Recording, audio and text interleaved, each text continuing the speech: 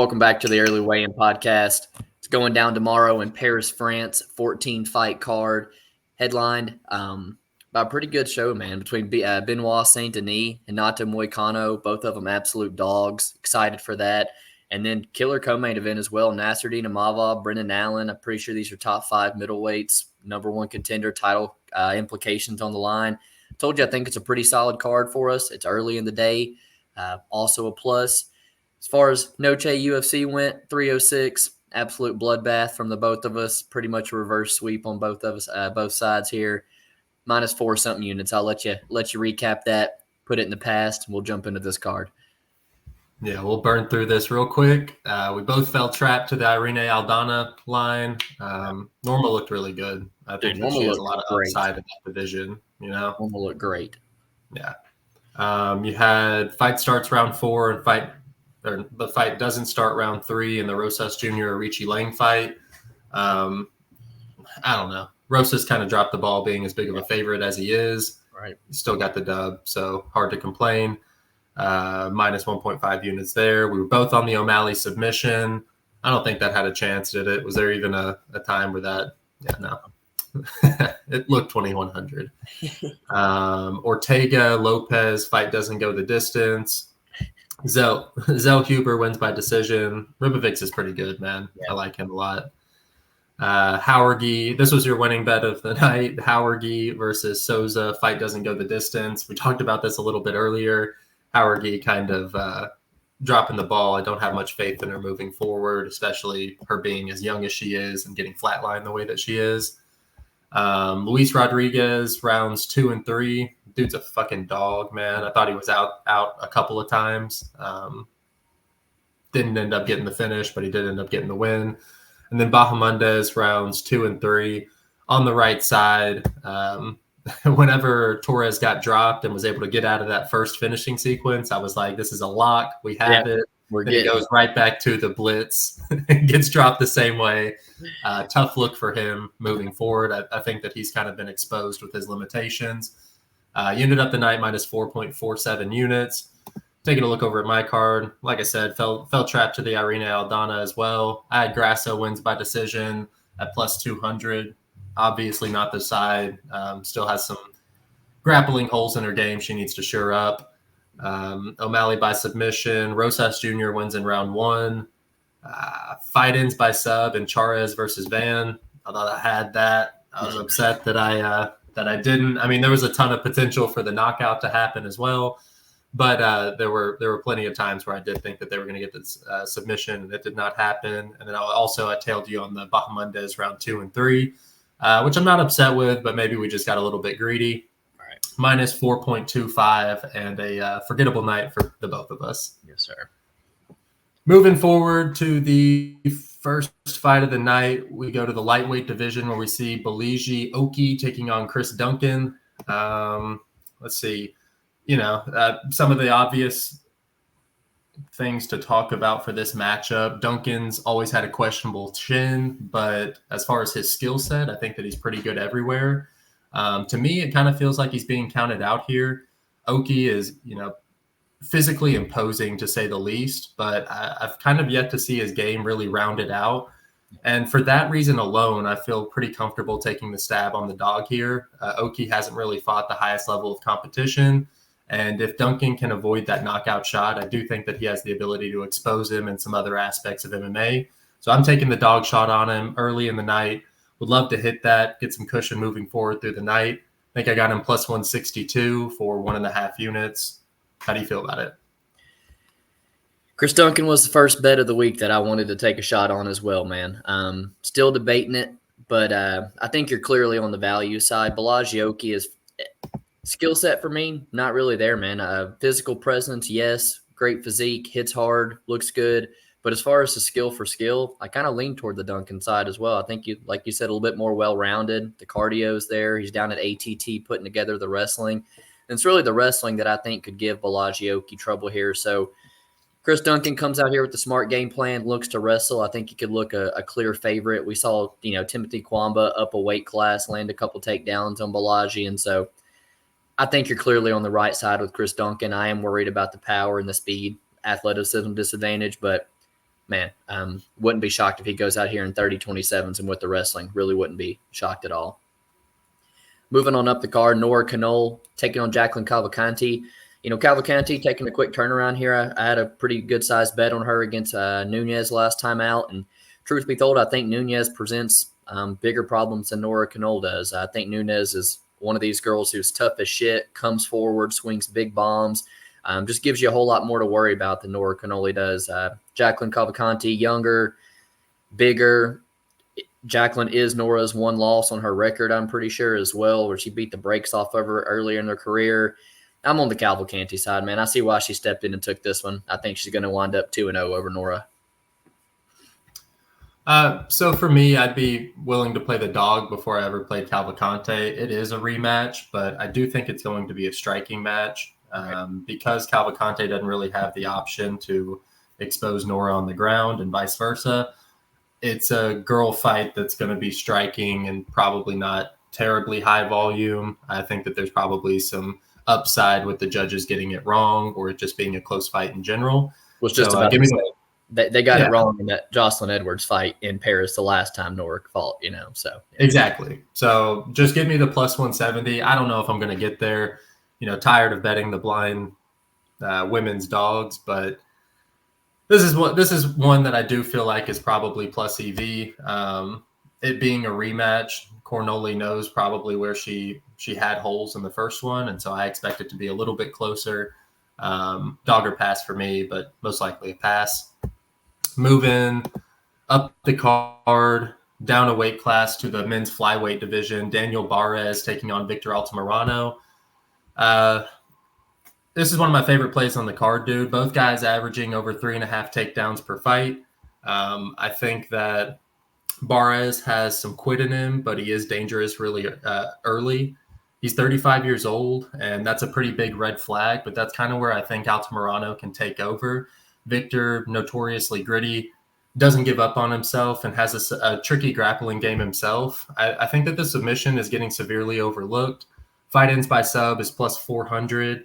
I think it's going to go there. I see potential for both guys with Barez's physicality taking over early and then his quit getting exposed late by Altamirano. So give me fight ends by sub plus 400. I like that, man. I actually considered Barez sub at like plus 1100. I think he's got a sneaky submission game, and Altamirano a little bit willing to shoot some sloppy takedowns when he's in trouble on the feet. I see where you're coming from, saying Barez might have a little quit in him. It did kind of seem like once he got taken down by João Filho last time out, there wasn't much resistance. But, it was a short notice fight for him, kind of adrenaline dumped after almost getting a finish early in that fight. So I kind of want to give him some slack. I saw him go 3 hard rounds with Carlos Hernandez on the Contender Series. So I'm trying to give him a pass there. I just think the physicality, the striking early on clearly favors Daniel Barez. I was happy to get plus money, plus 105 on him.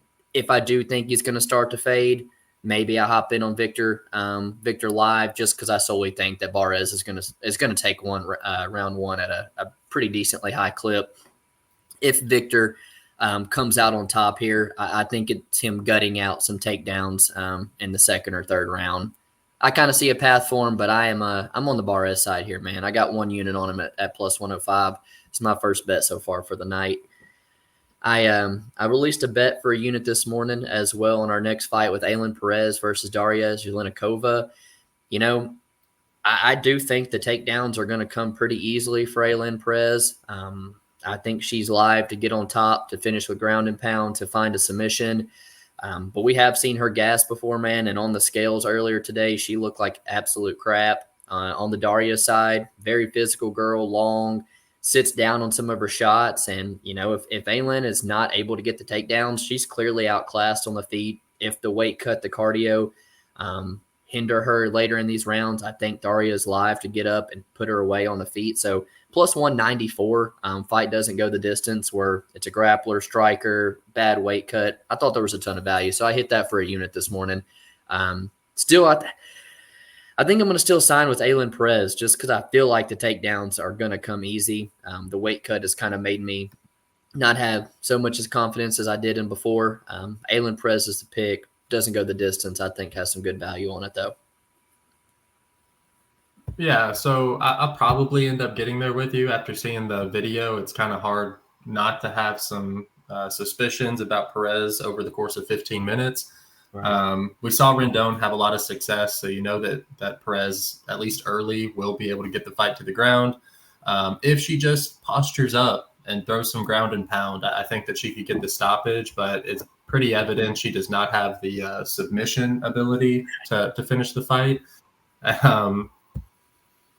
Yeah, man. I think, like you said, Zheleznyakova, if she is able to drag this fight out and keep the fight on the feet for at least the last round, there will be some potential for her as well. I don't know. At the same time that I do kind of see some potential for both sides to finish, I also feel like this is probably one of those fights where Zheleznyakova lands a couple of good shots early in each round, and it's questionable who wins the round because Perez will just ride out top control for the remainder of it. So I could see like a close split decision, but I also could see either one of these girls kind of showing that they're willing to take that next step, get a finish, and move forward in the weight class. It's a tough one for me. The weigh-ins is kind of pushing me to what you're trying to play as well with the fight doesn't go to decision. But prior to that, I was pretty dead set on it seeing the judges' scorecards. So might lay off for me. Not a lot of conviction either way. Staying in the same weight class to the men's division, Taylor Lapilus taking on Vince Morales. Man, I mean, I think the line is kind of crazy for someone who has zero finishing upside. Morales, I'm doubtful that he's going to be able to get this fight to the mat. So he'll likely have to stand with him. I think because Morales is the short notice opponent, this is kind of the perfect guy for Lapilus to find his first UFC finish. But my brain and the line tells me that we're about to see a 15-minute kickboxing match. And so I think it's just an easy layoff fight for me. It'll be a reoccurring theme over this card where I feel like a French kickboxer probably goes to the judges' scorecards at a pretty high clip. So this is a layoff. I think that Lapilus wins. It would be good for his career to find a finish here against probably the lowest caliber guy he's fought in a couple years. So yeah, give me Lapilus here. I parlayed Lapilus. I think Lapilus is probably my most confident, comfortable spot on the card. I don't know what Vince really has for him. I don't think he's going to get him down for the ground and on the feet. The big cage, the volume, the speed, the calf kicks. I think Taylor's just going to give him a lot of trouble. Man, Lapilus decision -175. I think it could be like -230. Truth be told, I think a Lapilus decision is like 70% in this fight, man. I just really do. I opted to just go ahead and parlay him just because I feel like a dope playing -175 on decision and him getting his first finish in Paris, short notice replacement. So if it's going to come, like you said, it probably is this fight, but Taylor Lapilus by decision. What's probably going to happen in this fight? Moving on to our prelim main event, we see Ludovit Klein taking on Roosevelt Roberts. Last time I checked, Klein -1,000 favorite, and I don't know, man. The dude is a little bit undersized. He's built like a brick shit house, but he's a little bit small for 155. We've seen him gas before, seen him taken down. He's not a -1,100 fighter to me, but he's the better striker here. He's probably the better top wrestler here. And Roosevelt just hasn't shown me enough to want to take a stab on him at +500, +500-600. Ludovit Klein, I honestly probably think he's going to win a decision. This is kind of one of the fights that I think could be a little bit lackluster. Ludovit just finds some top time in 2 or 3 right out of decision. So not too much conviction here. Hard to play anything. Maybe an over. Ludovit by decision's how I think it's going down. All right, so here's my second favorite play on the card right here, man. I think people are thinking that this is an absolute squash match, which I do agree with. But I think people are getting caught up betting Klein by KO, and I think Klein's going to get in there, realize the length of Roosevelt is the only chance that he's losing. He's going to have to get on the inside. I think he has a clear grappling advantage.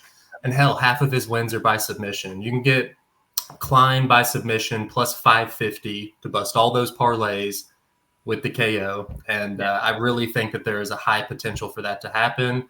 certainly higher than the plus 550 suggests. So, you see the Bahamundes fight, he instantly goes to the grappling for pretty much 15 minutes, and I expect the same here. So if you don't hit it, you're probably going to be pretty frustrated for 15 minutes with a ton of top time. But I think I'd take it all day, you know? Like if I truly think he's going to take it there, you know? Yeah, I'm with you. Shoot, let's see. Sorry, I got. Okay, moving up to the. Oh shoot, we're still on the prelims. Okay, we're moving up to the light heavyweight division. Oumar Sy versus Dawoon Jung. I think that Oumar Sy is a little bit overpriced here. He is super scary, physically imposing, but I still would like to see his game against a higher level of competition. And because of the weight class that he's in, I think the margin of error is so high the margin of error is so low that there is potential for any of his opponents to capitalize on a mess up. Breaking this down, I kind of compared him to Victor Petrino, where Petrino, fucking awesome everywhere, physically imposing, but it just takes one slip up and Anthony Smith's able to lock up a submission. We're talking about some 6'4", 6'5" dudes here.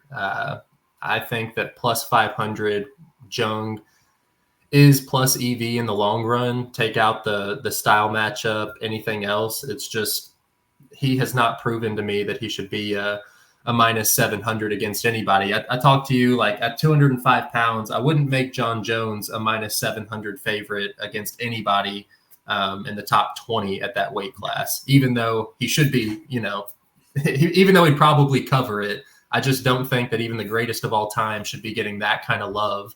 And Oumar Sy hasn't really shown me anything against a higher level of competition. So give me the plus 500 on somebody who's at least semi-proven in the UFC and Dawoon Jung.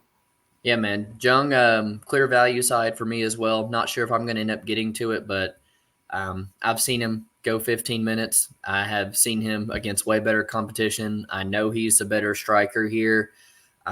Oumar Sy just kind of brings that different game into his, into the cage. He wants to take you down, wants to neutralize you. And I think the Devin Clark fight had a lot to do with how this fight is lined. But Devin Clark's a guy, again, who's, stood across from way better competition, somebody that I've trusted over 15 minutes before. And I just can't say that for Oumar Sy. So while I think the fight's going to go his way early on, I think there's big question marks if he's going to meet some resistance, what he's going to look like in 2 or 3. So I've kind of look at maybe getting in live on Jung just because I do feel like the first half of round 1, he's probably going to find himself on his back. I'm going to pick Oumar Sy. It's hard for me to go against the French guy who I think will have success with his wrestling, but man, if Jung was not on an L3 right now, finished in 2 of them, if he was just in better form, I'd be way more willing to roll the dice on him. Now, the prelim main event fight you and I talked a little bit about yesterday, Ailin Cutelaba versus Ivan Erslan. Another one where it's like Cutelaba's probably going to win round 1 at a pretty decent clip. He comes out hot. He's got big power. He's got big wrestling. Ivan's making his UFC debut. Nerves and things probably going to be there. Could take him a sec to get started. But I just can't trust Ailin Cutelaba after 3, 4, 5 minutes. He completely loses his game. His gas tank goes out the window. I don't know if he's chinny. He's a little bit of a quitter. Ian is typically getting finished when he does lose. And on the side with Ivan Erslan, he's a very physical guy himself, very strong. I think he's got a clear boxing advantage. I do trust his cardio more. I'm on the Ivan Erslan side. I think he gets a round 2 finish here. So that's something I've been looking at. We're 2-3 props on this guy. Ivan Erslan's a pick for me, man. Yeah, so we still see this fight a little bit different. I am still under the impression that this is Cutelaba's fight to lose. I expect violence for sure, but I do feel like this is a setup fight for Ian to get back on track. He's still only 30 years old. After watching Erslan's tape, I'm a little more hesitant to drop a bomb on Ian, but this seems like they found someone on the regional scene that has enough tape to justify bringing him to the UFC, but is not good enough to actually have a career in the organization. That being said, he is going to bring the violence early. And so you're getting fight ends in round 1 at plus money. You look at both these guys' records. I mean, we're talking like 80% implied odds that they're going to get it done in round 1, and we're getting it at 50%. So somebody who's making their debut against somebody who pushes the pace like Cutelaba, I do think that there's some pretty high potential for this to finish just like that. So give me the plus money round 1 on 2, just, huge dudes that are ready to go in there and swing. Let's see. Move in. It's first fight of the main card. Firas Ziam taking on Matt Frevola. We know what both these guys are about. Frevola, I don't think he's seen a second round since 2021. Firas Ziam is always looking to see the judges' scorecards anytime he stands in there. I do think that this is a rather binary fight.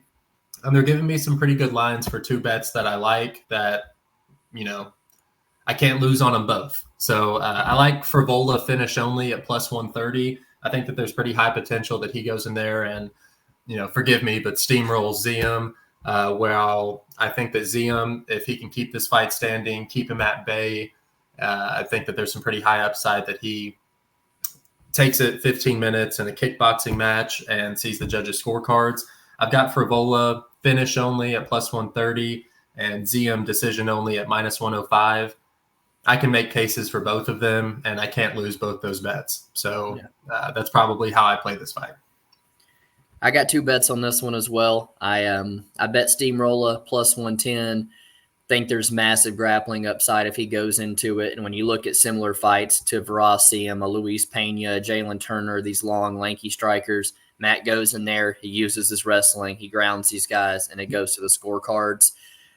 When you look at his last couple, man, was Ottman Azaitar, round 1 fighter his entire life. Benoit Saint Denis, violent fighter as it gets.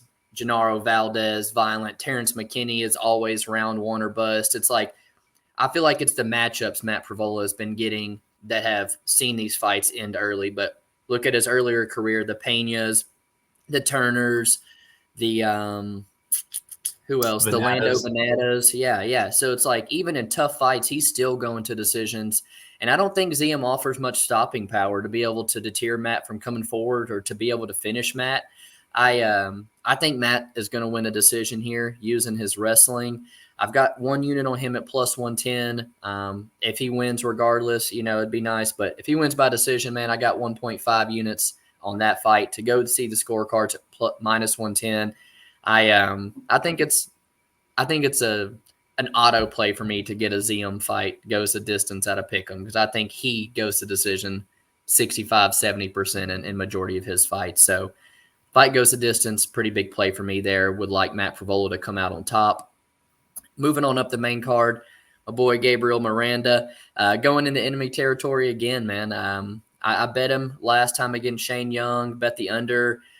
I think he's super live to sub Morgan Charriere early in this fight, rounds 1, round 2, mainly round 1. Outside of that, Miranda doesn't really have much on the feet. He doesn't have any gas tank, and I think he will start to wilt. Charriere, very experienced, very good kickboxer. I'm not the biggest fan of backing him just because he lets rounds slip away and things, but if Gabriel Miranda doesn't get this done by submission in round 1, I think Morgan probably puts him away in the 2nd or 3rd. Yeah, so I'd have to agree. I think that Miranda doesn't have anything to lose. Selling out for a round 1 sub is in his best interest. My only redemption card I've ever pulled is a Gabriel Miranda rookie autograph. And if he wins this, I'll submit it. If he loses this, I'm throwing it in the trash. I don't have much faith in him as a fighter. Doesn't look like the odds makers do either. Right. Morgan Charriere, double-digit losses. He's been subbed before. There is potential at plus 2,800. So you could probably find me on that as well. Yeah, not a fight that I'm looking to really bet other than like a 0.25 sprinkle. But yeah. Moving up to the welterweight division, we have Kevin Jousset taking on Brian Battle. I feel like this has a lot of potential to be a really boring fight. Pretty positive this one's going to go to decision. At 170 pounds, Brian Battle has looked pretty good, man. But I do think in this fight, he's going to have some trouble initiating the action with Jousset.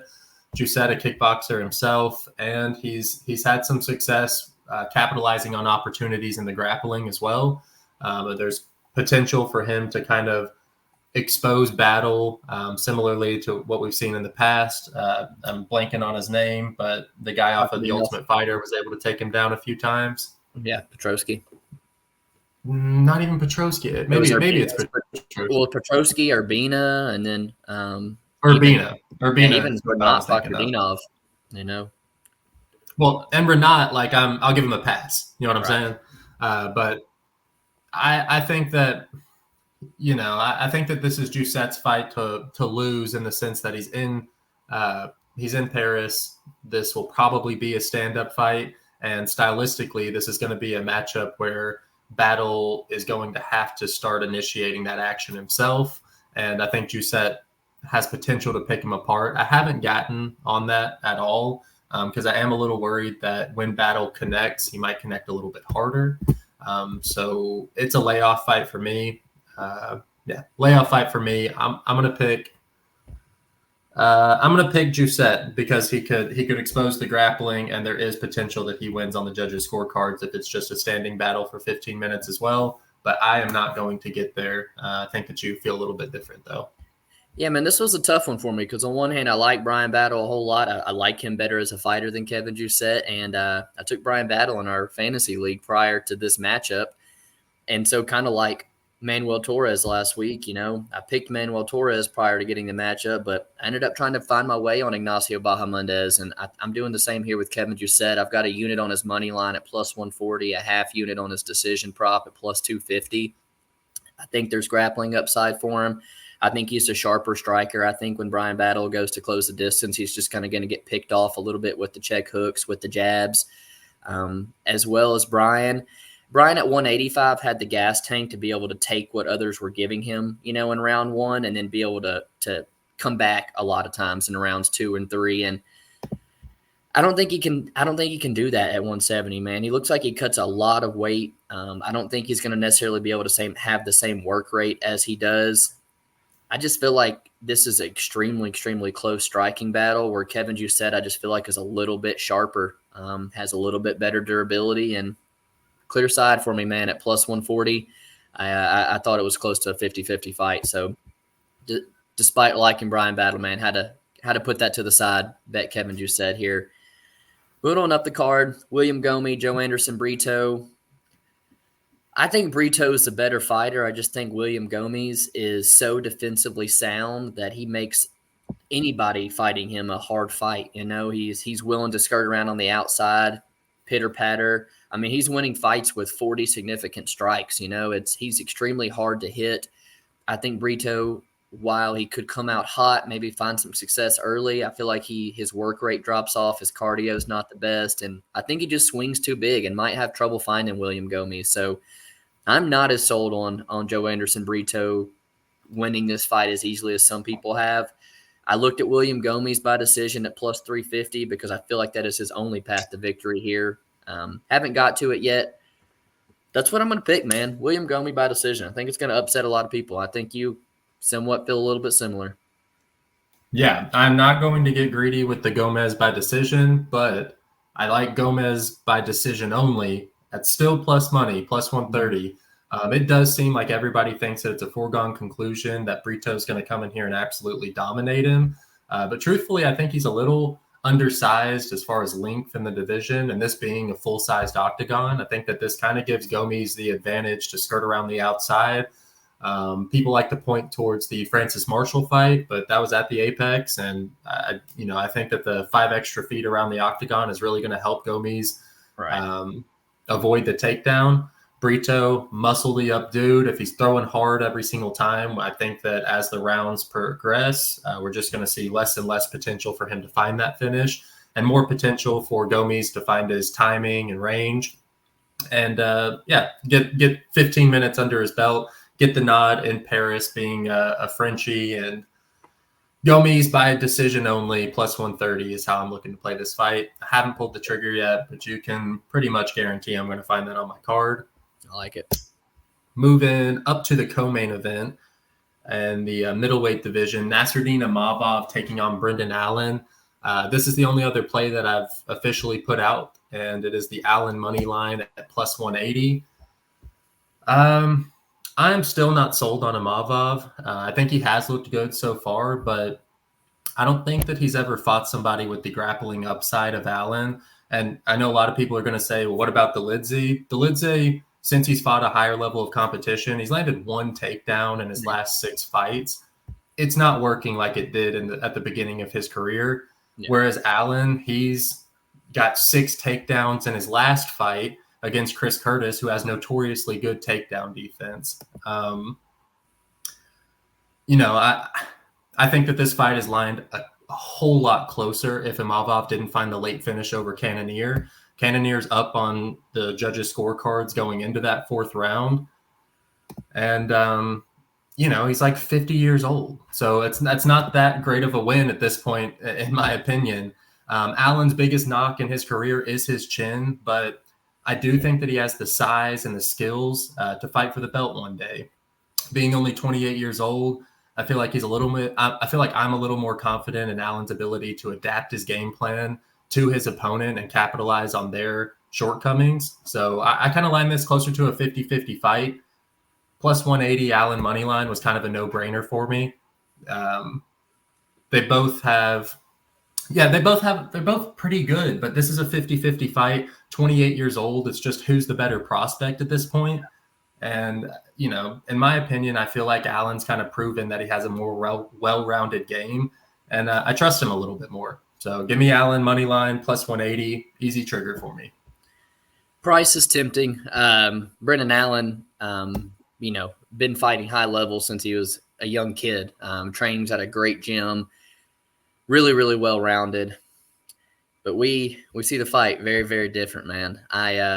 I'm pretty big on Nassourdine Imavov.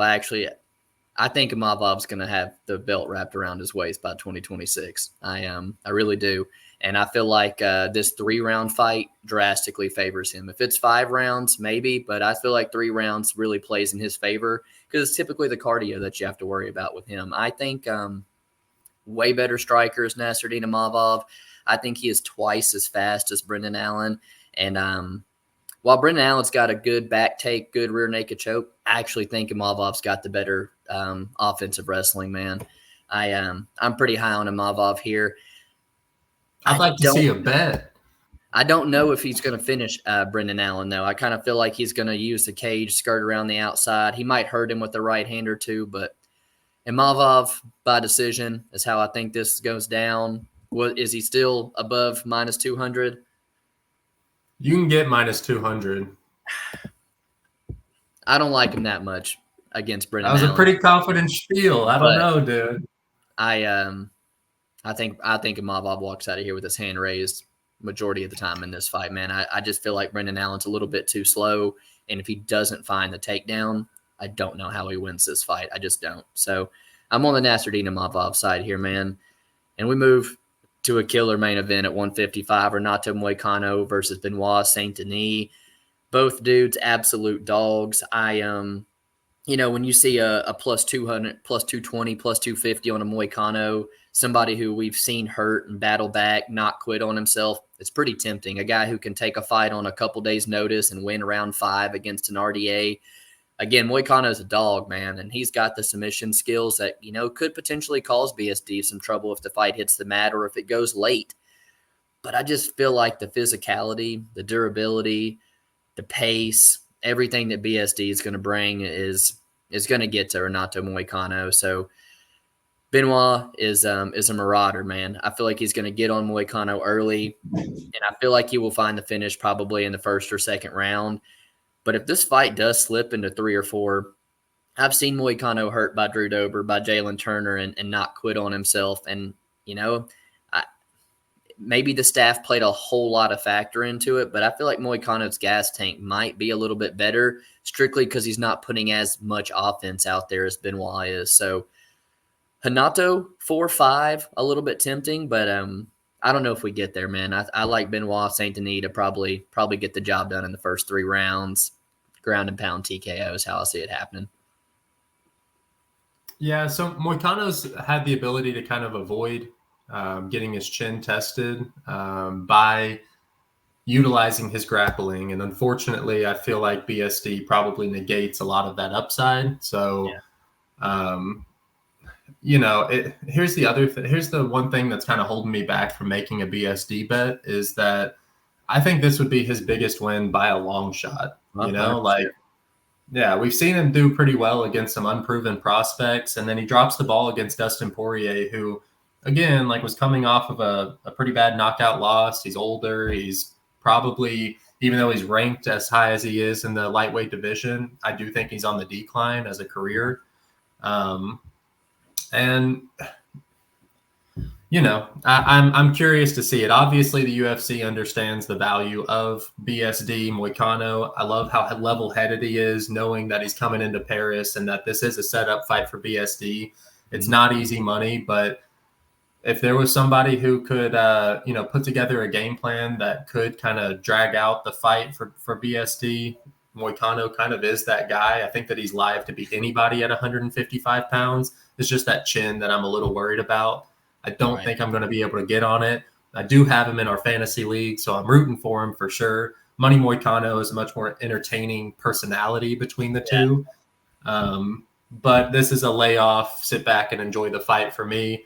Happy to not have anything on this main card, but certainly rooting for Moicano here. Yeah, man. Co-main event and main event tomorrow are some killer fights. Excited for both of them as well. Appreciate you guys hanging out with us. It's all 14 fights going down tomorrow at UFC Paris. Appreciate you hanging out. Do us a favor, like, subscribe, and we'll see you next week for 307 Khalil Roundtree versus Alex Pereira.